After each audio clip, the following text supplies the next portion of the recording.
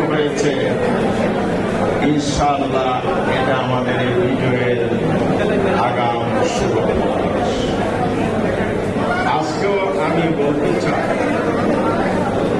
আজকের এই মিলন মেলা বলে দিচ্ছে আগামী দিনের সম্ভাবনার সমুজ্জ্বল আল্লাহর সাহায্যে ইনশাআল্লাহ। প্রিয় ভাইরা আমার, বাংলাদেশ আমার, বাংলাদেশ 18 কোটি মানুষ, দুর্ভাগ্যজনক পরিশ্রম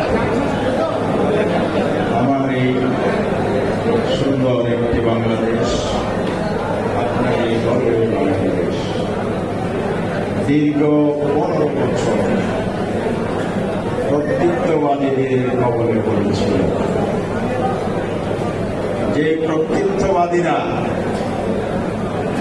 জনগণের উপর তার অধিকার হরণ করে জুলুম চাপিয়ে দিয়েছিল, অত্যাচার চাপিয়ে দিয়েছিল। শুধু কি তাই, আমাদের অর্থনীতি ধ্বংস করে দিয়েছে। 10 টাকার চাল এখন কত টাকা?